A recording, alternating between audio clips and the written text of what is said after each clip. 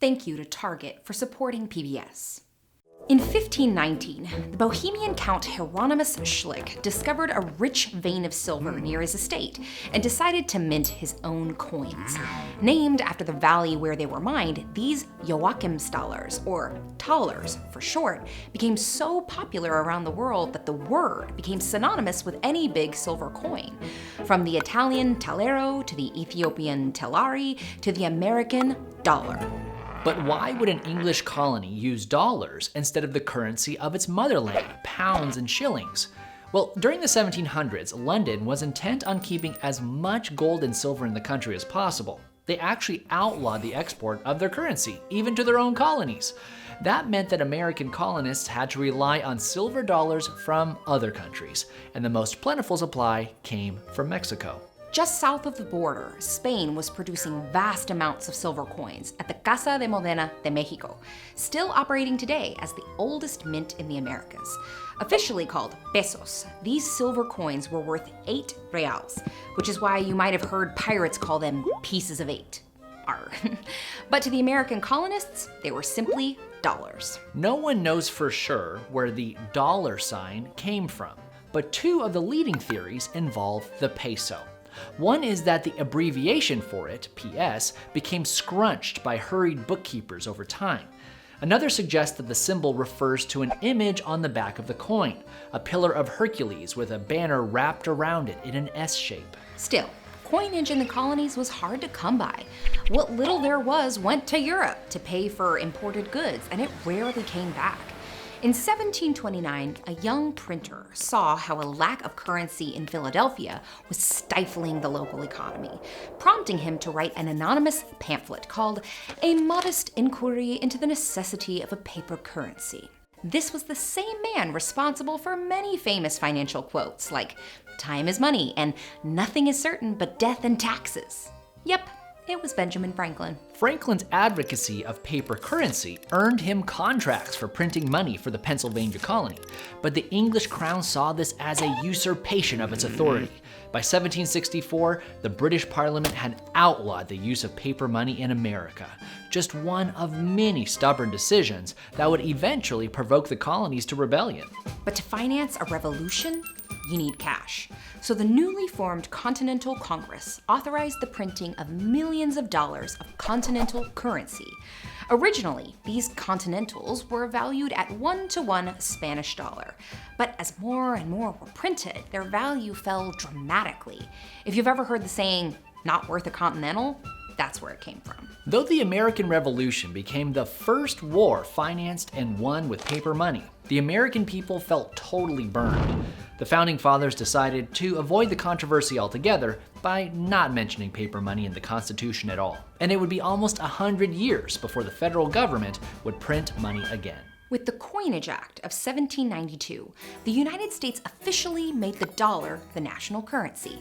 Instead of the confusing British system of pounds, shillings, pence, and farthings, the dollar would be neatly divided into 100 equal parts, which Thomas Jefferson suggested they call cents after the Latin for 100. Thus, the American dollar became the first fully decimal currency in the world. And the new coins were struck in the first federal building in America, the U.S. Mint in Philadelphia, which predates even the White House and the Capitol. Looking at these coins today, the first thing you might notice is what they're missing. Famous people. America had just dispensed with monarchy and elitism. The Founding Fathers wanted the images on their money to represent ideas, not people. So when did that start to change?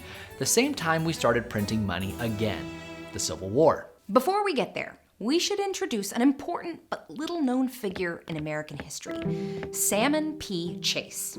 Yes, that's salmon, like the fish. It's biblical. Salmon was an anti-slavery senator from Ohio who earned his reputation as a lawyer defending black fugitives from being shipped back to their captors in the South. Salmon had his eye on the Oval Office for a long time. But in 1861, Salmon lost the Republican nomination to the more moderate Abraham Lincoln, who went on to win the presidency. As an olive branch to the radical wing of the party, Lincoln made Salmon his Secretary of the Treasury, and it was under Salmon that the Treasury started printing paper money again to finance the Union Army. As ambitious as ever, Salmon decided to put the face of his ideal president on the first American $1 bill. His own. The Treasury printed over $400 million worth of paper notes, which came to be known as greenbacks because, well, as with continental currency, greenbacks depreciated as more were printed, at one point only worth a third of their face value. As bad as that sounds, it was a lot worse in the South. The Confederacy printed more than twice as many of their Confederate state dollars. The value dropped so precipitously that by 1865, a $10 Confederate note would only get you 1 or 2 cents worth of goods. Incidentally, this bill printed in Louisiana was commonly known as a Dixie, thanks to the French word for 10. Some people think that's how the area around New Orleans got the moniker Dixieland, and how the South generally became known as the Land of Dixie. Neither Dixies nor greenbacks could be exchanged for gold and silver. Their value was based on the promise that the government would redeem them once their side won the war. With the North's decisive victory, Confederate dollars were suddenly useless scraps of paper, but the greenback became such a trusted standard that most people didn't even bother redeeming them, and America finally became a land of federally regulated paper money. Ironically, in 1870, Salmon Chase, now a Supreme Court justice, claimed that the federal government had no constitutional right to force people to use paper money, effectively ruling against his own actions as Secretary of the Treasury. I'm sure it had nothing to do with the fact that his face had recently been removed from the $1 bill and replaced with George Washington's. The ruling was overturned a couple of years later, but Salmon would eventually make his final mark on our currency, when in 1918, his portrait was used on the $10,000 bill, the largest intended for general circulation. The next great leap forward for the dollar would be thanks to, you guessed it, another war. America emerged from World War II as a major global power. Its economy was perceived as so strong and stable that in 1945, the US dollar replaced the British pound sterling as the world's global reserve currency. Basically, this meant that banks and governments around the world kept more US dollars on hand than any other foreign currency and used it as the metric for their own currency's value. Throughout the 20th century, the connection between gold and the dollar got weaker and weaker until it was finally severed by the Nixon administration in 1971. The US dollar is now a fiat currency, meaning its value is based only on the people's faith in their government. While that sounds risky, it actually gives Congress more power to deal with economic crises, as it did just this March by printing extra money as a response to the coronavirus pandemic. It's probably not a coincidence that over that time, we started to see more and more faces on our money. Faces that inspire trust and confidence in the American system. They're mostly ex-presidents and Treasury secretaries, though not all, and the final decision goes to the Secretary of the Treasury, with the only guideline that they be persons whose places in history the American people know well.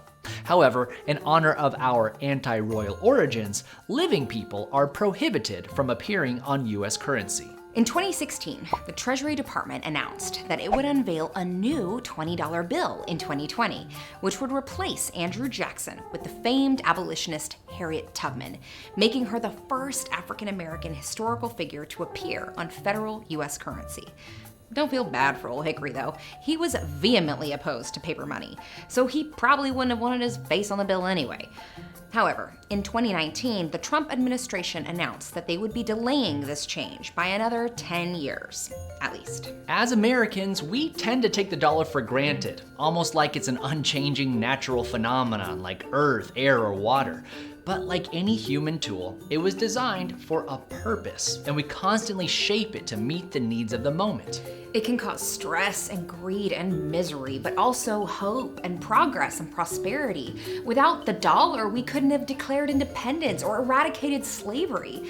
The more we understand it, the better we can control it. So maybe the next time you use a greenback, you'll think of the long journey it took to end up in your pocket. And that's our 2 cents. We'd like to thank Target for being a proud supporter of PBS. Since the first Target opened in 1962, their mission has been to help families discover the joy of everyday life. In all 50 states, Target is dedicated to being a good neighbor and working with their communities and partners to make life a little better. There are over 350,000 team members employed by Target to continue their mission every day. To learn more about Target's commitments, you can check out target.com/community or click the link in the description. PBS is asking you to share your stories, experiences, and ideas on your life in America today. PBS American Portrait is a nationwide storytelling project, a chance to be seen, heard, and to give a glimpse into your own life. Everyone has a story. Share yours at pbs.org/American Portrait.